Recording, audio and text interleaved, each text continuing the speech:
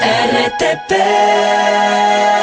Nos vamos ahora a nuestra entrevista, la primera de la mañana, son las 11:09 y damos una cordial bienvenida a Santiago Basabe. Él es politólogo, profesor de la Universidad San Francisco de Quito. Tenemos el gusto de compartir en este momento con usted este panel analizando el artículo que usted ha escrito, Santiago, buenos días, sobre el país necesita hablar más de política. ¿Necesita hablar más el país en general, algún gremio en específico? Por ejemplo, la juventud, que está siempre tan apática a ver todo lo que sucede en el acontecer político nacional. Santiago, buenos días.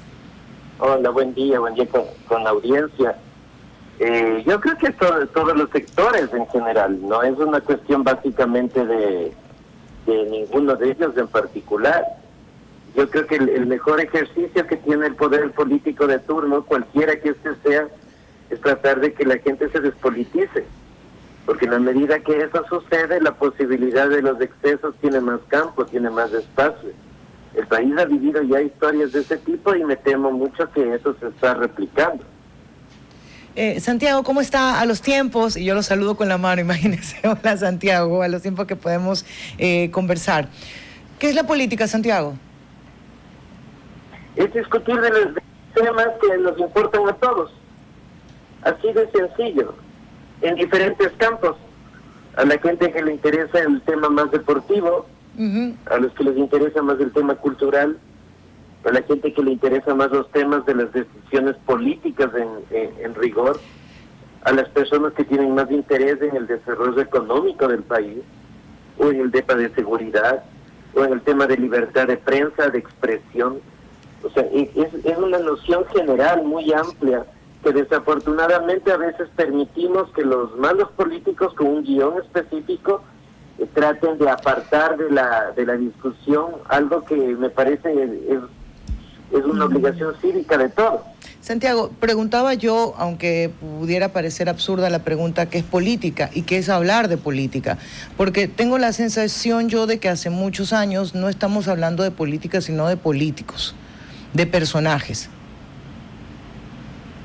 Sí, estamos hablando de eso porque nosotros los colocamos. Ajá. Es decir, cuando la gente pone un Twitter, o los actores políticos ponen un Twitter refiriéndose a tal o cual actor político, lo que están haciendo es colocarlo en el centro de la discusión. Entonces, paradójicamente, cuando dicen, hay que olvidar a determinado político, y tú lo mencionas todos los días, y cualquier argumento lo vinculas con él, lo que consigues es exactamente lo contrario, es darle más despeladidad. Y se deja de lado nuevamente la discusión de ideas de fondo que el país ahora mismo tiene una necesidad enorme, porque son cuestiones profundas que nos van a afectar a todos. Santiago, ¿será que el ciudadano común siente que la política no tiene nada que ver en su vida cotidiana? O sea, lo ven como una actividad tan aislada, tan separada, tan distante de su día a día y por eso no se involucran a hablar más del tema. Sí, pero eso es una falsa apreciación. Por ejemplo, si tú trabajas bajo relación de dependencia, es decir, trabajas para una empresa en el sector privado, por ejemplo, y hay una reforma al sistema de seguridad social donde se dice que se va a modificar los años de jubilación, por ejemplo. No digo que esté mal que se modifique. Eso te va a afectar a ti. Y eso es un tema de la política. Por supuesto. Si es que tú tienes o empezaste a comprar porque es más barato y es más cómodo al bolsillo estos bienes y servicios, bienes sobre todo, a partir de esta empresa Temu, y te ponen un impuesto, eso es un tema de la política que afecta a tu bolsillo. No, definitivamente.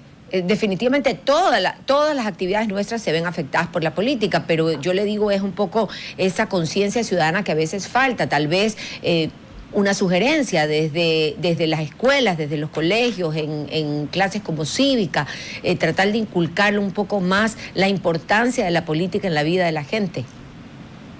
No solo desde la escuela, también desde la escuela, por supuesto. También es la discusión del día a día, en el desayuno, en el almuerzo en la casa, es programas de este tipo en los medios de comunicación que tanta falta nos hacen. Es una discusión desde las universidades y desde la academia mucho más centrada en la gente, de explicar las cosas de forma simple y sencilla. Entonces es un compromiso general, me parece, en el que nuevamente la educación es importante, pero yo creo que es parte de los diferentes sectores de la sociedad. Santiago, ¿se puede hablar de política, no sé si cambio el verbo, el poder o el deber, de hablar de política desde la ideología? Sí, es que siempre hablar de política implica tomar una posición, porque las respuestas de la vida política no son únicas. Hay diversidad de posiciones, y eso es lo bueno. Eso es lo maravilloso de vivir en un régimen democrático, que sobre un tema, por poner un caso nuevamente cotidiano, del acceso de los chicos a la universidad, unos pueden decir tiene que ser con examen de ingreso, otros dicen sin examen, una línea dice la gente que puede pagar la educación pública tiene que aportar, otros dicen todo tiene que ser gratuito. Esa es la ventaja de discrepar en democracia y por eso es tan difícil vivir en este régimen. Entonces, la forma más fácil de vivir es la dictadura. Claro, pero ahí tienes una sola visión. Claro, pero Santiago, ¿cómo hablar de política conservando la ideología cuando tienes a las mismas organizaciones políticas que ni siquiera declaran su ideología? Claro, es que no tienes organizaciones políticas, o sea, partamos de eso. El país, partidos políticos los perdió hace mucho tiempo. Ahora lo que tienes es estructuras electorales que tienen un gerente propietario. Y mientras el gerente propietario pueda ganar elecciones, la estructura partidista se va a mantener. Y cuando esto cambia, cuando deja de tener espacio, los partidos se terminan. Ese es el gran problema de nuestra vida política nacional.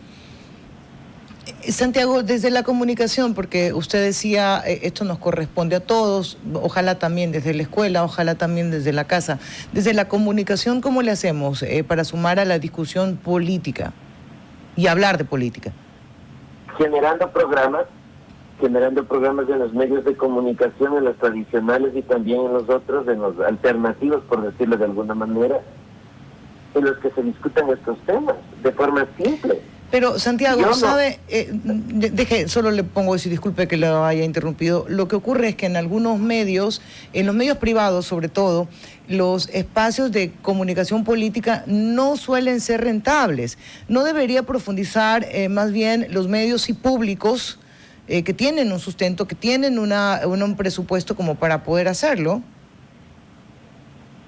Claro, estos espacios no son rentables en términos de pauta publicitaria, que es fundamental. Exacto. Para los medios. De eso vivimos. Bueno, pero puedes destinar una parte de lo que sí da pauta para financiar lo que no da pauta. Esa es parte del ejercicio cívico de los propietarios de los medios de comunicación, me parece. Es decir, si yo con un programa de X actividad no quiero tachar ni minimizar a nada, gano 100. Una partecita de los 100 destinaré para financiar otro programa donde no se gana nada. Como hacen las universidades. Cuando tú vas a una universidad, y esto pasa en cualquier parte del mundo, la gente que estudia economía o administración de empresas es mucha gente. Y la gente que estudia literatura o antropología es muy poca.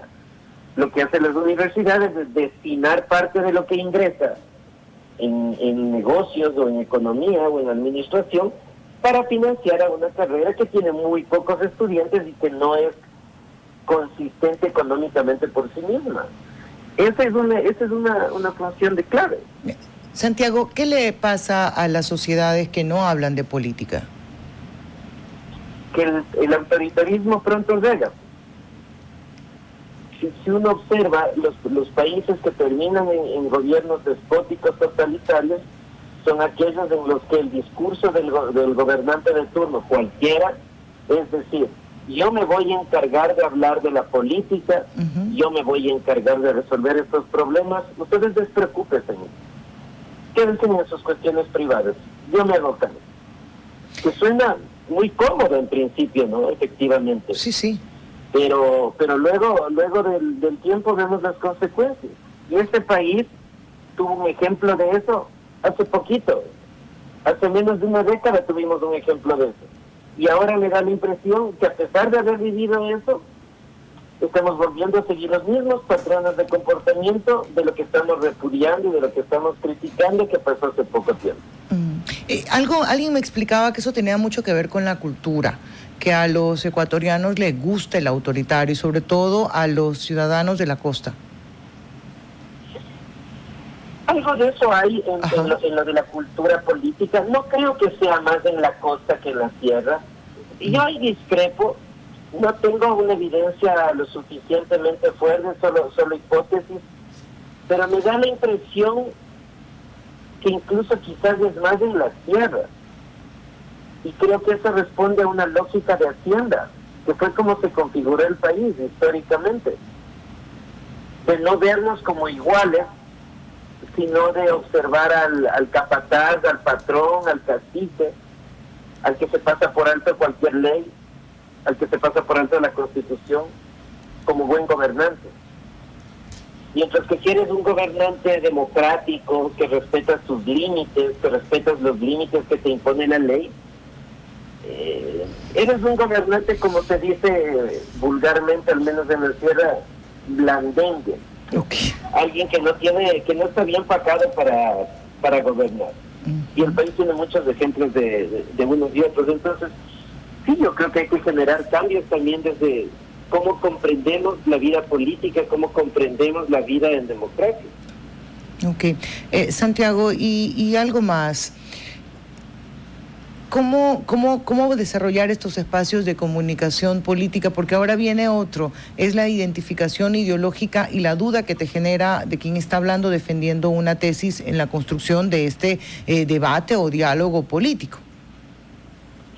Es que yo creo que es necesario eso también. Es decir, que si una persona te orienta por una línea, tú sepas cuál es su posición y que luego la contrastes con otra posición y tú saques tus conclusiones. O sea, nadie es totalmente objetivo. Nadie, eso es imposible. Ni el periodista, ni el politólogo, ni el actor político, ni el gobernante. Todos tienen una cierta comprensión de la vida, en términos generales. Santiago, tal vez habría algún otro país que sirva de ejemplo para el Ecuador en este tema y poderlo imitar de alguna forma. O sea, pensemos en los de América Latina, porque a veces comparamos con Europa y las diferencias son muy grandes, no es como comparar naranjas con manzanas. El caso de Uruguay, por ejemplo, es referencial, donde existen estos espacios y existe una ciudadanía un poco más informada, con problemas que tiene la democracia en todas partes, porque no es un régimen perfecto, no lo es. En ningún país es perfecto, pero siempre va a ser preferible, con todos sus defectos de eso, a los gobiernos autoritarios. Y por ejemplo, ahora las plataformas digitales, las redes, también podrían influenciar de alguna forma para captar este interés por parte de no solamente la juventud, que es la que domina las redes sociales, sino también de la gente que tiene tal vez un poco más de criterio formado para motivarlos a hablar de política en todos los aspectos.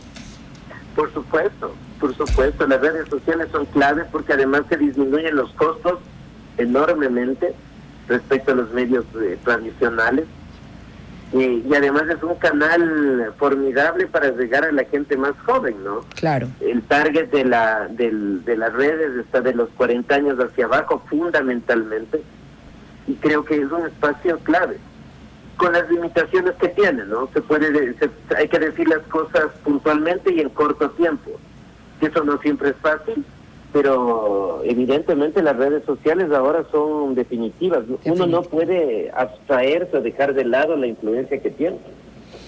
Santiago, muchísimas gracias por haber estado con nosotros. No, gracias a ustedes. Siempre un placer y saludos a la audiencia. Disfruto de sus recetas, porque él es el chef. Ay, muchas gracias. Gracias. Cuando tengan recetas me las envían también para intentar hacerlo. Oiga, una receta de la asamblea, láncese pues. Es que lo que pasa es que esas no tienen buen sabor en general. Son muy agrias. Son un poco agrias, entonces prefiero... No pueden las que hacer la gente daño le gusta. al aparato digestivo, aunque Santiago, usted ya en este momento que más toca el tema de la Asamblea, ¿no ve que se está tratando al menos de dar un giro con esta nueva forma de hacer política y sobre todo políticos jóvenes, frescos, como el caso del presidente Nils Olsen? Sí, pero ten presente otra cosa también, Doménica, que la juventud es importante, pero también eso tiene que ir acompañado de la experiencia, y experiencia y juventud son incompatibles, pues, porque a los 18 años no tienes experiencia, o sea, puedes tener experiencia en otras cosas que no se relacionen con la política. Entonces, yo creo que ese discurso de que hay que dar un paso absoluto hacia la gente más joven, hay que tomarlo con ciertas reservas también, porque a veces las canas y los daños también ayudan para tomar decisiones en favor del país. Claro, lo ideal sería el mix. Experiencia y juventud. Así es. Esta es una canción ahí, ¿no? Sí. Nos vamos a Santiago. despedir, Santiago, en este viernes. Muchas gracias. 6 de junio, en Cuarto Piso, nos ha acompañado en esta interesantísima entrevista. RTP